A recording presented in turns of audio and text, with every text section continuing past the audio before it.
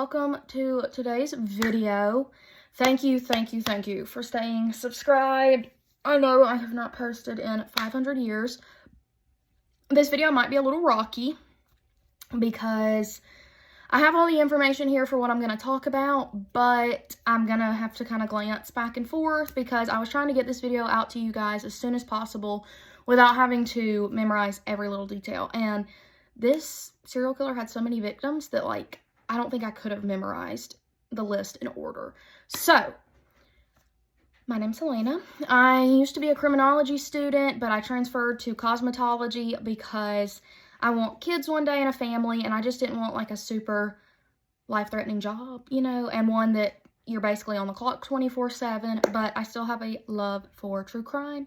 It is still my #1 passion, and it always will be, and I love educating people on it because it's just fascinating, honestly. It's sad and dark, but it's fascinating.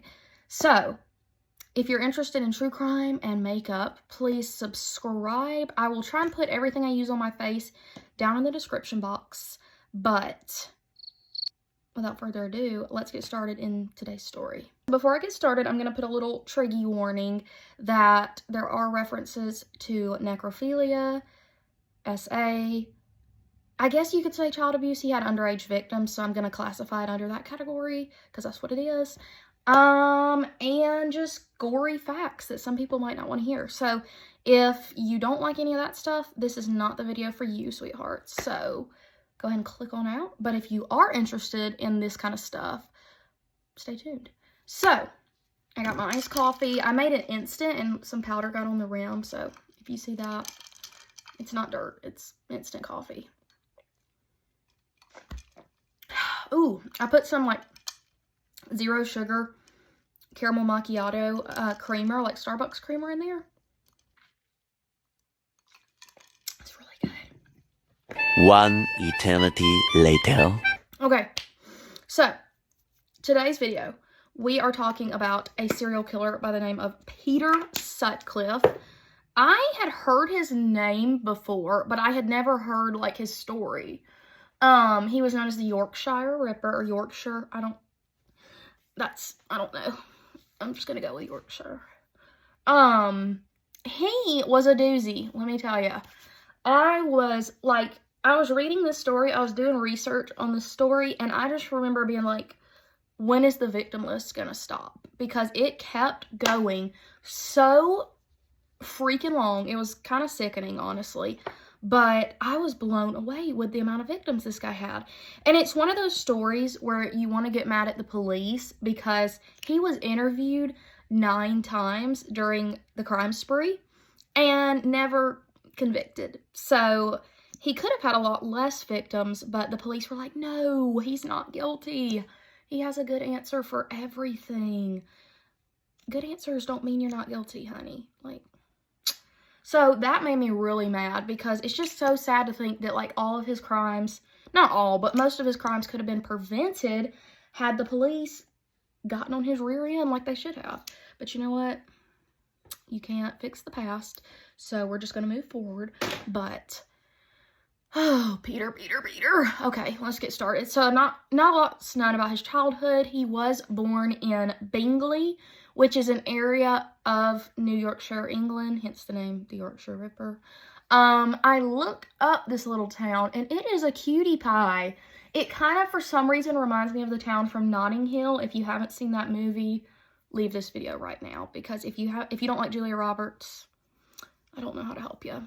Get out! It was very small town, like a little market town in England. And I looked it up, and to the current day, there's literally only, like, I think 20,000 inhabitants. So it's really tiny. And I think it was even smaller back, like, when he was born, because he was born June 2nd of 1946, which is cray-cray. Oh my gosh, he's, like, literally my grandparents' age. He's still alive. That's creepy. It's creepy when you think, like, somebody that's your grandparents' age is a serial killer. I don't know why that disturbed me. He was born to John and Kathleen Frances Sutcliffe. That was her name. And literally, like, all they told me about his childhood, because, honey, I looked everywhere, and they just said he was a very passive child. He was never interested in, like, roughhousing with other boys or sports. And he was just a loner, which I feel like a lot of serial killers were loners. Is it just me that picked up on that or not? And he said his childhood was very tense because his father suspected his mother of having a little affair. And he just said it was there was a lot of tension between the two of them. So it wasn't a warm, welcoming environment, you know, if you catch my drift. Literally, that's all I know about his childhood. So they said that possibly the tension between his parents would have been an MO, which means modus operandi, if you didn't know that. And that's basically like the motive of his murders, the reason he committed the crimes that he did. Oh, Peter. Okay, so that's literally all we know about his childhood. But skip forward to 1961. He drops out of school at 15, which I was doing a little thinking about this because I'm like, that's crazy to think about this day and age. But I was thinking and I was like, wait a minute. Like, I have friends who have great-grandparents or whatever that, like, dropped out of school at 14 or 15, got married, and started a family. And I feel like with each generation, we become more and more, oh my gosh, I have a massive whitehead on my nose. It's raining.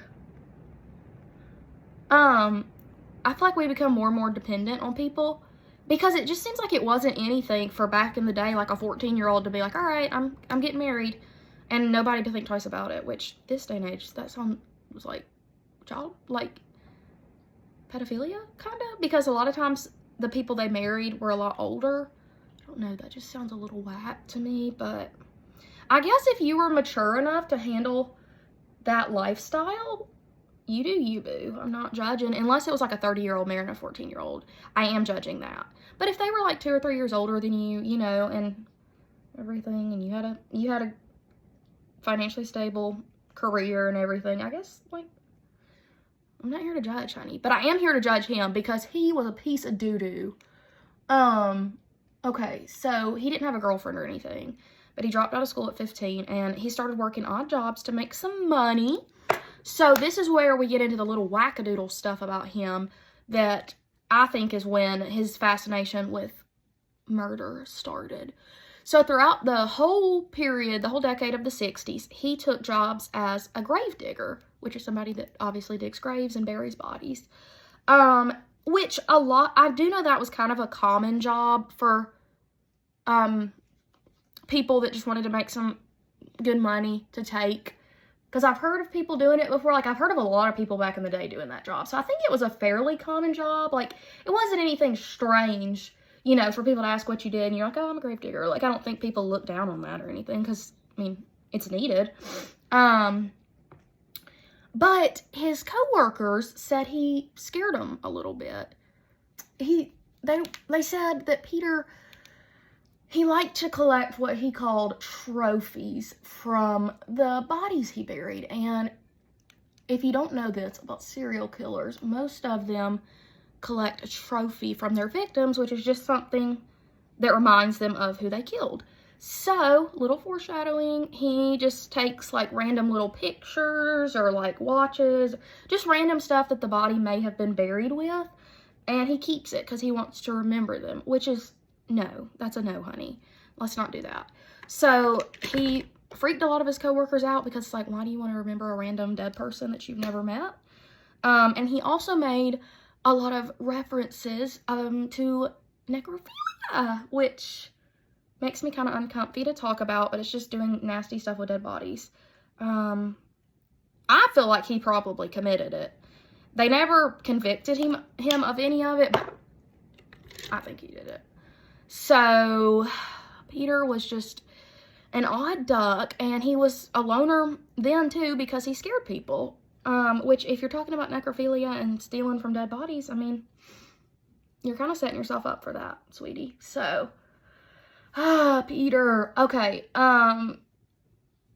so, yes, his coworkers kind of stayed away from him because he creeped them out.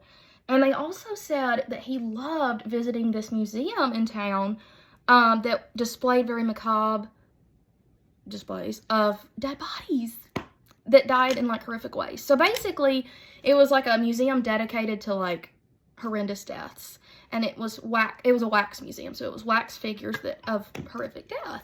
So just a really big fascination with death, and I feel like that's not okay. But I'm like, did something happen in his childhood that may have kind of set him up to have this fascination, or was it when he started working as a grave digger? Because serial killers have that moment where they see death and they're like, I love it, I want it. And just trying to figure this out because he is a strange man. So yes, a little bit about his odd jobs. He worked as a grave digger, and then he did that up until 1971, I believe. Yes, he did. And from 71 to 73, he worked at a place called Bayard Television. Now, I do want to go back just a little bit and talk about his wife. So, in 1967, when he was 19, he met his wife. Her name was Sonia Surma. It was his very first girlfriend because she was the very first girl that showed interest in him. And honestly, what is she finding interesting is my question. I guess he hid a lot of his dark fascinations, but they met and they got married in 1974. They actually met on my birthday, which I was like, that's really cute. But then I remember, oh, no, it's not. I don't really, want to have anything to do with a serial killer. So they got married in 1974, and Sonia was currently in training to become a teacher. So she continued that training after they got married, and he was working as a bus driver. So a little backstory to how he got from a gravedigger to a bus driver. Basically, he worked at a place called the Britannia Works of Anderton International, and he took redundancy from that. And with the money he earned from the redundancy, he put it towards getting an HGV license, which that means heavy goods vehicle.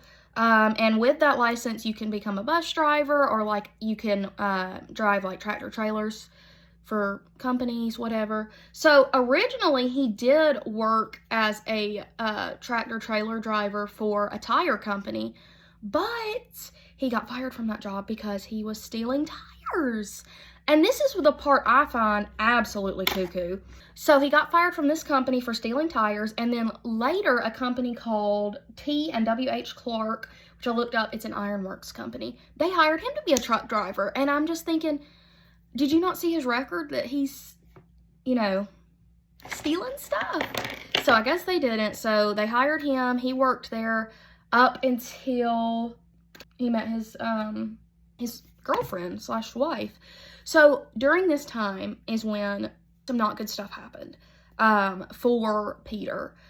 So Peter, he was known to like the women, the ladies of the night, the prostitutes. He was quite known among the ladies. And he had a lot of different prostitutes, whatever. He had a little bad experience with one. He got conned out of $10. Oh my gosh. That's just the end of the world. $10 whole. And after this little incident happened, he decided he was going to find that prostitute and kill her for what she did. And it's $10, honey. Good Lord, people are so spash. Like, come on. It's $10 freaking. You shouldn't be hiring a prostitute anyway. She probably deserved that money just from being with you because you're a butthole. Makes me mad.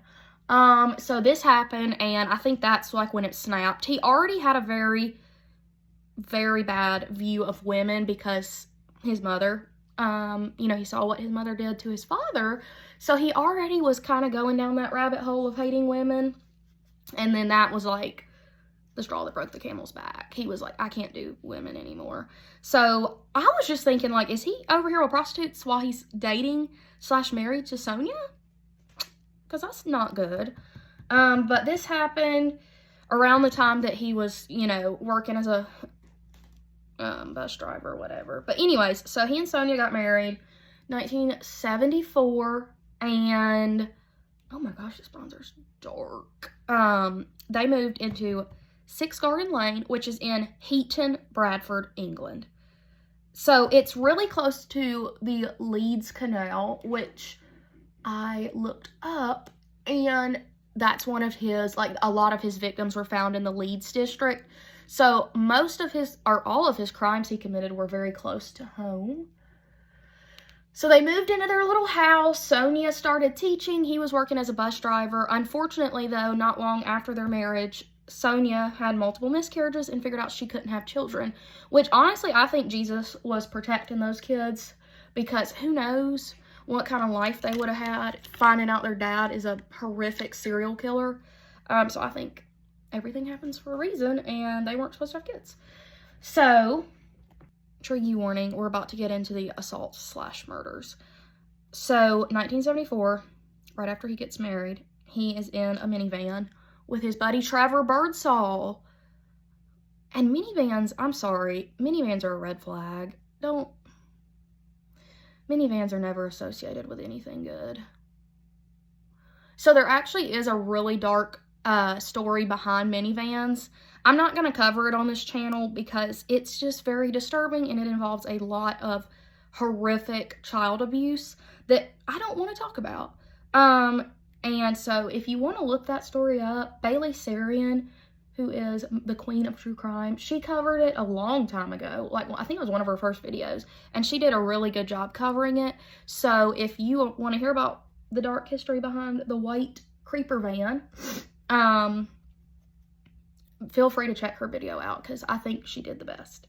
Okay, so he and his buddy Trevor, they're just cruising around near his house in Leeds, England, and Peter's like, wait a minute, that lady over there on the street looks like the one who conned me out of $10.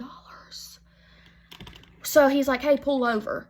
Okay, so he pulls over, and he gets out to talk to the lady. She is a lady of the night, and he wants to get her kind of out of sight of the houses and his friend Trevor. So he walks her up the street and I guess he was just carrying this with him. But he got a sock with a rock in the end, like in the toe part of it, and smacked her on the head, knocked her out.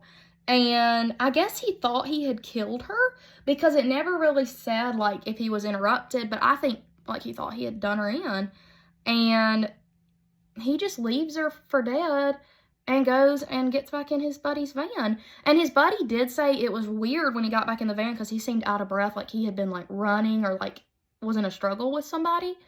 So, the very next morning, police come knocking on Peter's door, and they're like, hey, this woman just identified you as her assailant. And he was like, yeah, I assaulted her. He flat out told police, he was like, yeah, I was in a van with my friend, and he said, I saw her, and I hit her so hard that the force from the rock broke open the toe part of the sock, and whatever was in it came flying out, hence the rock. And the police were like, whoa, don't do that. But because this woman was a prostitute, and also her husband was currently in jail for assault, she didn't want to press charges because she knew she wouldn't win the case anyways, which is so sad. But she knew her chances weren't good, so she didn't want to press charges, so the police were like, you're off the hook. Poop head. Makes me so mad. So he got off the hook for that, completely confessed to it, and they were just like, oh, consider yourself lucky. They literally said, you're a very lucky dude. No, we're not doing that. So he was off the hook for this, and that didn't stop him. So literally, like, less than a year later, he committed his second assault, and this happened on July 5th, 1975 in Keighley, which is very close to where he was living. He attacked a woman.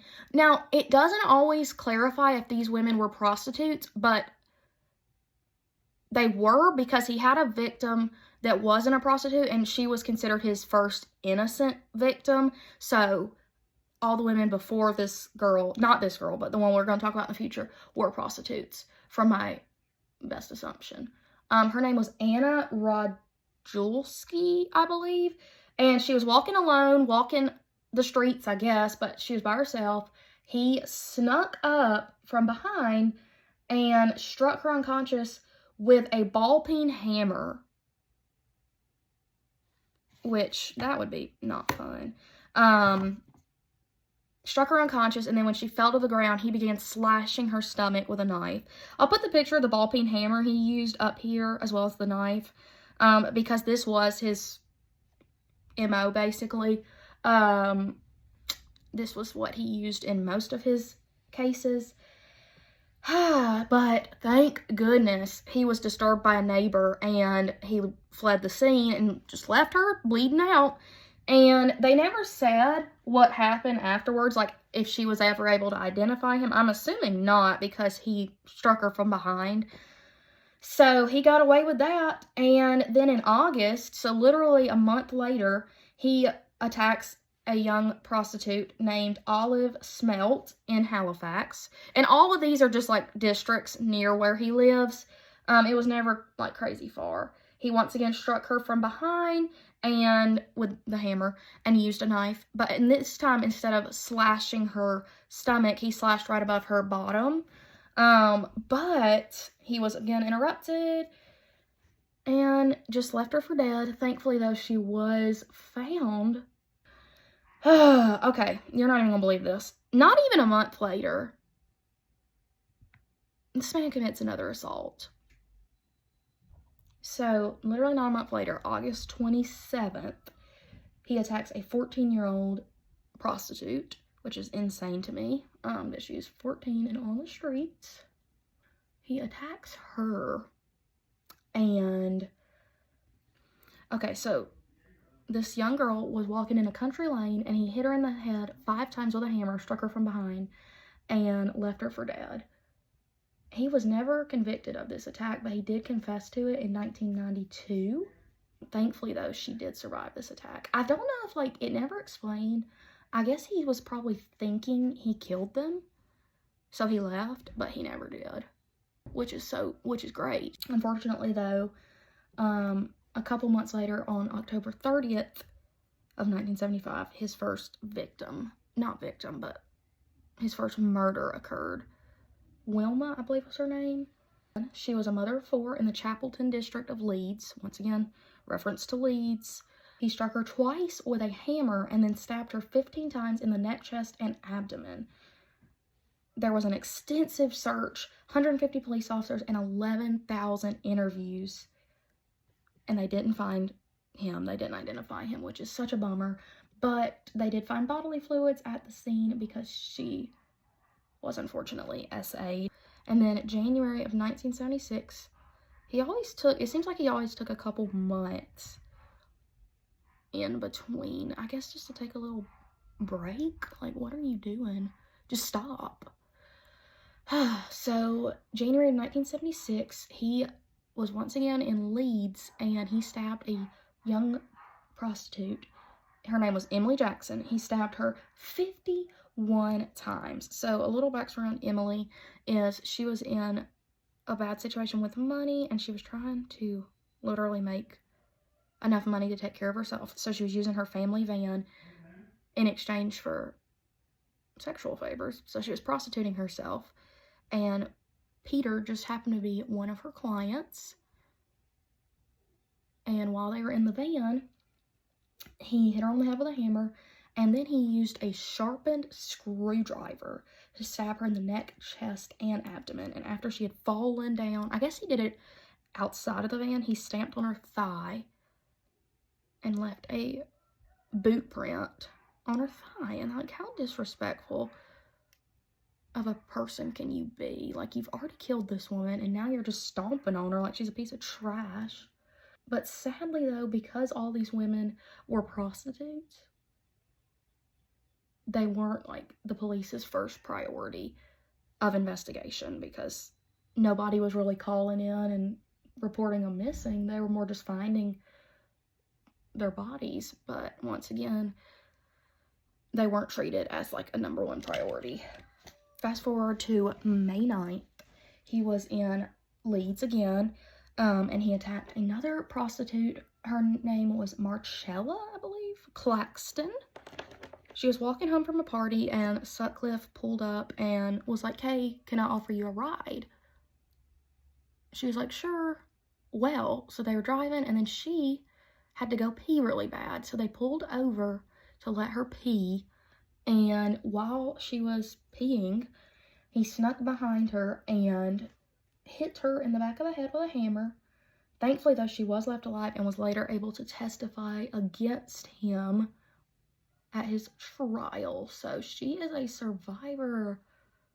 We love Marcella. Marcella's amazing. I'm so glad. Like, that takes a lot of courage to be able to go to trial and stand up against your attacker, especially because it was already out how many victims he had. It was insane. She was also a lady of the night. A little bit less than a year, May 9th, 1977, Irene Richardson, a young prostitute, was attacked once again in the Leeds district. He hit her multiple times behind the head with a hammer, his ball-peen hammer that he used. And then it was weird because it was followed up by a post-mortem stabbing. So he stabbed her after he knew she was dead, which is just ridiculous. But thankfully there were some tire tracks left at the scene, so they were later able to use that to at least narrow down the victim list. About a month later, a young prostitute, she was in her 30s, Patricia Atkinson, was in Bradford, which is where he lived. She was at her flat, like at her apartment. He broke in and he stabbed her multiple times, killed her, and the police did find another boot print on her sheets. So I don't know if that was like a mark, because he didn't leave it at a lot of his victims. Oh, he's a butthole. That's what he is. So then, sadly, I mean, all of them are sad, but this is really sad. His first, as they called it, innocent victim, was in May of 1977. Her name was Jane McDonald. She was 16, and she was not a prostitute, hence the reason they called her innocent. It's like, oh, now it's important to you that somebody that's not a prostitute was killed. It doesn't say how she died. I'm assuming it was the same way that the rest of them had died, the hammer and stabbing. So when this occurred, the police were like, oh, we have a dangerous killer. And it began to scare the public because they realized, okay, this lunatic's not only coming after prostitutes, but he could come after us too. Because he was just at this point just attacking every woman he could find. So this is when police actually started taking the case seriously, as if the other, 6 people he killed weren't important. And they were like, all right, we've got to really crack down on this case. The next one, though, a lady named Maureen Long. She was 42. She was a prostitute and lived in Bradford, which is once again near where he lived. He assaulted her and left her for dead, but thankfully somebody, there was a witness, but the witness didn't see his face. He only saw him driving away, which is poop. But this is what's really sad. So he assaulted her and left her for dead. Thankfully, though, somebody interrupted him and he fled the scene really quickly. And the witness thought that they had seen the make of the car, but they misidentified it. So the police went on a wild goose chase for this car, and it wasn't even the one that Peter was driving. They had misidentified the freaking car, which it's like, and that just took up more time because they went on this wild goose chase. And it's not the witness's fault. They were really, they were trying to help, but it's sad too, because it's like all that time they thought they had answers, but it wasn't even the right car. October in Manchester, which is another area of Leeds. It's like a big area, and there's multiple little counties in it. Jean Jordan was a 20-year-old prostitute, and he attacked her, killed her, with the same way he had killed everyone else, with the hammer and knife, and her body was unfortunately not found for 10 days. But hear me out here. Okay, so they get to the body, they're investigating it, and they find her handbag. And it was a little ways off from the scene, because I think when he struck her, she threw her bag and it got lost somewhere. So they found her handbag, and police were like, well, this is a valuable piece of evidence, because guess what they found inside of her handbag? They found a check written to her that was by Peter Sutcliffe. So Peter knew he had written her this check, because I don't know if maybe he just didn't plan on attacking her, but he knew he had written her this check, and when he killed her, he was searching everywhere to find this handbag, because he was like, oh my gosh, they're gonna trace me to this, and they're gonna bust me. Well, he couldn't find it anywhere, so he went home. A couple days later, they were having a family dinner over at their house, and afterwards Peter left and returned to the scene of the crime to try and find it again. So he was like, well, I'll just cut her head off so that they can't identify her. I don't know. I mean, there's still DNA evidence, but he was like, well, I'll just cut her head off. So he attempted to cut her head off with a hacksaw and a broken shard of glass. Didn't work, thankfully. I guess he was spending too much time on it, was worried he was going to get caught, so he fled the scene.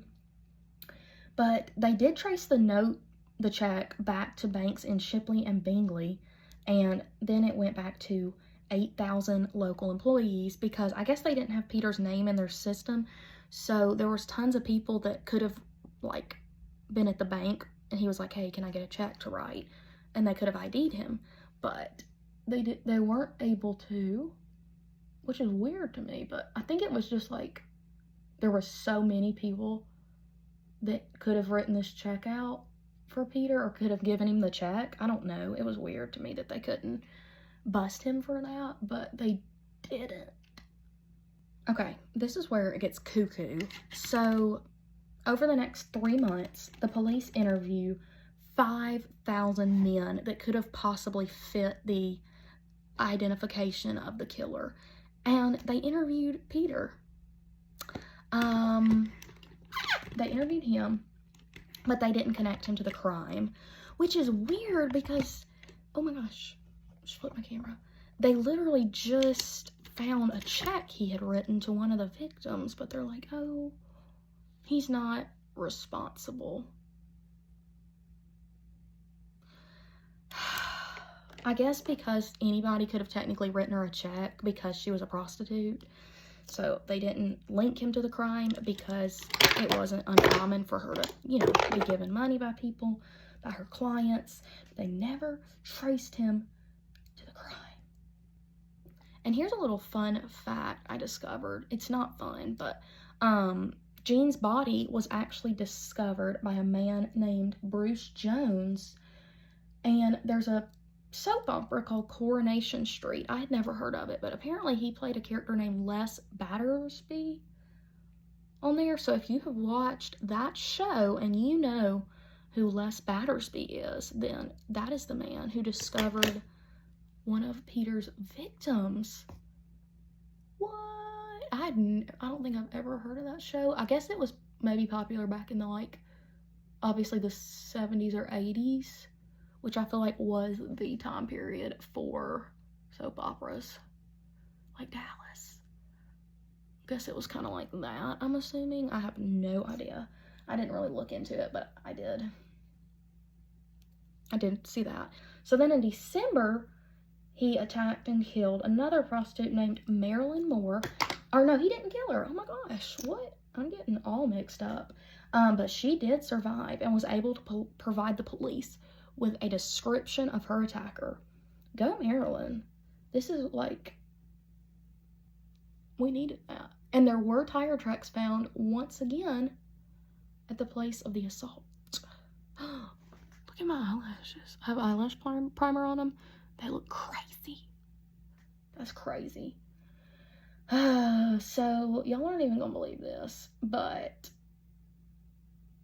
they interviewed Sutcliffe again about the note. I guess they thought it was weird. Like, let's bring this guy in again, just check him out. Interviewed him again about the check that he had left. And they were like, oh, I guess he provided a good answer. And they were like, oh, okay, like, you're fine to you're good to go. So the Ripper Squad was the group of police that were in charge of investigating these crimes. The Ripper Squad interviewed him over 9 times during this crime spree, and they never connected him with the murder, ever. And I was like, if you're having to interview a guy 9 different times because you keep placing him with these victims, I feel like that should be a light bulb moment, but apparently not. So that was really frustrating because they could have easily gotten him any of these times and he wouldn't have killed more innocent people. It's just heartbreaking, honestly. It's really sad. I'm not even like halfway done with the story and I'm already almost done with all my makeup. So about 2 months later, in 1978, he attacked another prostitute in the Bradford district where he lived. Maybe I should put like some kind of bright color under my eye or do something fun, just since I've still got so much left of this story. Ooh, maybe I'll put like a little bronze sparkle under there.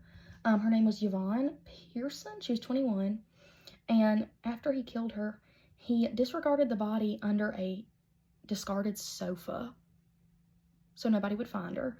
But she was found in March, so about 2 months, because I think this occurred in January. Yes, it did. It occurred in like early January, and he hid her body under a sofa, disregarded sofa, which I was thinking about this, like, was the sofa just out in the street and there was just a dead body in it? Like, what? That's creepy. And then it's like, where are other dead bodies hiding that we might even know about that we don't see because they're in plain view and you'd never think to look and see? Got glitter all under my eye. Oh my gosh. Okay.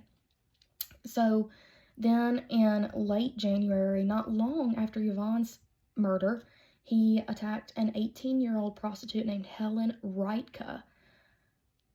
But thankfully they uncovered her body 3 days later, so she was, quickly identified and located.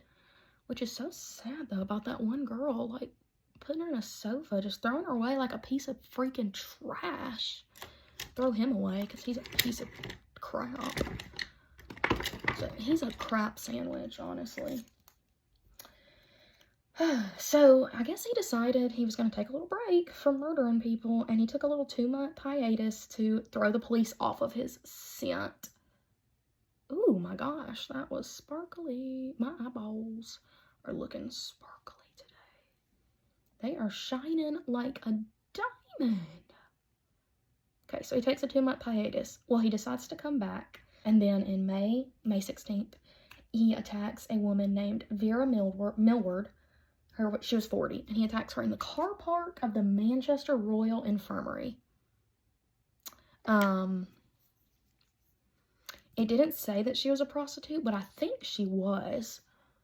Skip forward, 1979, his mother passes away, and Sutcliffe takes a year-long break from killing. I don't know, it didn't say why he took this break. I think he was worried about police catching his scent, so he was trying to throw him off his track. So, literally takes a year-long break, which I bet that was crazy, like, all these people dying left and right, and then for a year it stops. And that would be so scary. That would just be scary living in a town where, like, 2 or 3 times a month, somebody was turning up dead with the same, same cause of death every time. Okay, so I guess his mother did pass away in 1979, but he was already halfway through, or more than halfway through, of his 1-year hiatus when she passed away, because on April 4th of 1979, he killed a 19-year-old bank clerk named Josephine Whitaker in Halifax, which he had killed another victim there too. he assaulted her on the town moor as she was walking home. And that would be, like, I can't imagine being a young girl knowing there's a killer in your area and walking home by yourself at night. It's just crazy. Like, that sounds so... But I know some of them didn't have a choice. Like, they may have lived by themselves or not had a car. Like, that was their only way to get to work and back to make money, which is, like, crazy that they literally had to put their life on the line just to go to their job to make money. That's just insane to me. So then right after Josephine's death, police get a audio recording of a man claiming to be not claiming technically, but who they believe is the Yorkshire Ripper, because he confessed to one of the murders, the one of Joan Harrison in 1975. He confessed. So he sent in an audio recording confessing to this murder. So they're like, okay, this is the dude. And they pair him with a Wearside accent, which is a little north of where Peter was committing his crimes, and also Peter didn't have a Wearside accent. So they kept thinking, okay, this is our guy. So they were off Peter's scent for several months because they were trying to identify a man with a Wearside accent who they thought was the killer. Which is so, like, imagine that dude was probably sick in the head. You'd have to be to send in information pretending to be a murderer.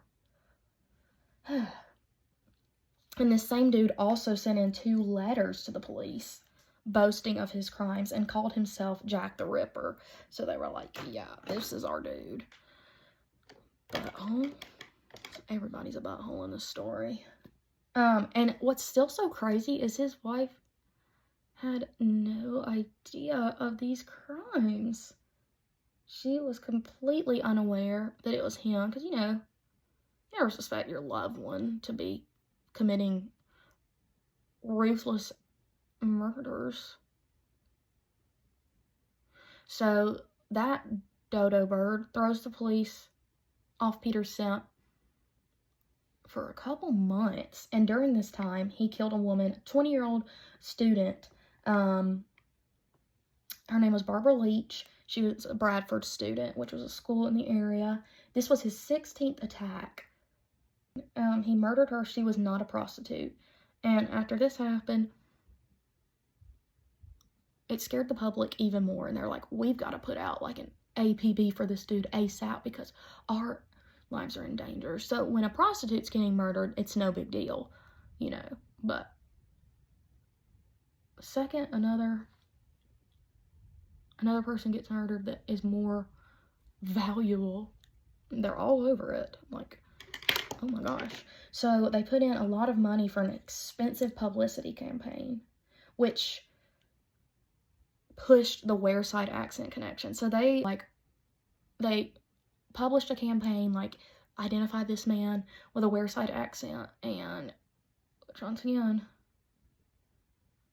threw them off Peter's trail because he didn't have a Wearside accent. Pushed this for months. And they said during this time, Sutcliffe was re-interviewed on at least 2 occasions. But this is what's so stupid to me. Okay, they interviewed him again, and they made several forensic connections, like clues that linked him to the bodies. They said there was several matching forensic clues, and he was on the list of just 300 names in connection with the $5 note that was on the woman, Jean Jordan, that he had murdered. So he still was not strongly suspected. And it's like, honey, how delulu can you be to literally interview this man over 9 times and still not suspect him of murder? Oh my gosh, just absolutely insane. So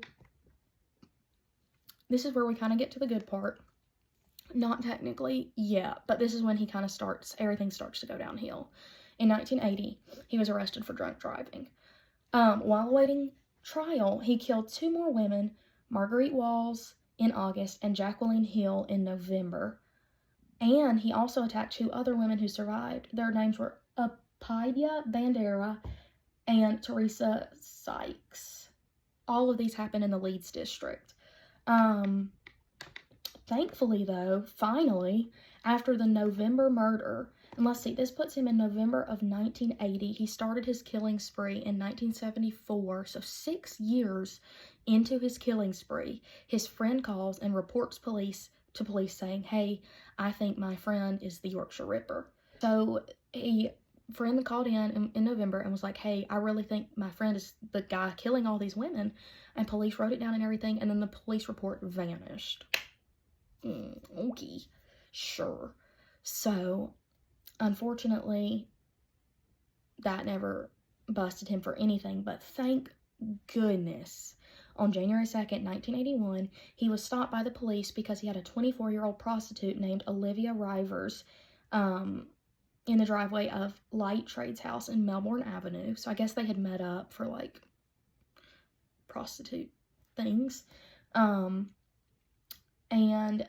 you know, prostitution's obviously illegal. So the police checked his car out, and they figured out that the car had a false plate number.